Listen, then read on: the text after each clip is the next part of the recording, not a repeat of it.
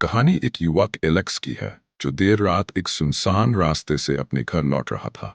सब कुछ सामान्य लग रहा था, लेकिन नियति को कुछ और ही मंजूर था। अचानक घने अंधेरे जंगल के बीच उसकी गाड़ी ने दम तोड़ दिया और वहीं रुक गई। एलेक्स ने अपने फोन पर सिग्नल तलाशने की कोशिश की, लेकिन नो सिग्नल का संदेश उसे ये बताने के लिए काफी था कि वह अब मुसीबत में है। आसपास दूर दूर तक कोई शहर नहीं था और अंधेरा इतना गहरा था कि डर महसूस होने लगा था। मजबूरन उसने पैदल ही घर जाने का निर्णय लिया।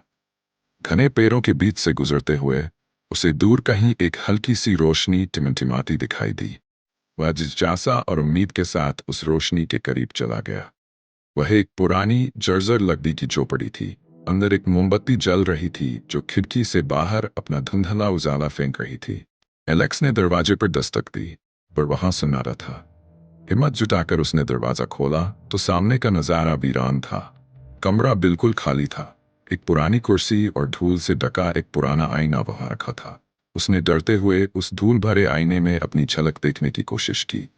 तभी आईने में जो दिखा उसने एलेक्स की रूह कंपा दी। आईने के भीतर उसकी परछाई की जगह एक भयावह साया खड़ा था। उसका चेहरा डरावना था, आंखें खाली थीं और चेहरे पर एक डरावनी मुस्कान थी।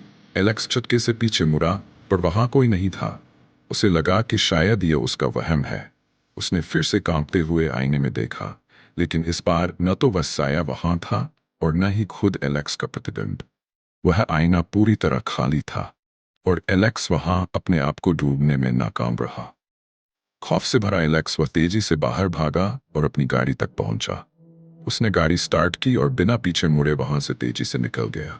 वह घर तो सुरक्षित पहुंच गया, लेकिन उस रात का वह खाली आईना और वह भयावह साया आज भी उसकी यादों में एक अनसुलझी पहेली बनकर जिंदा है।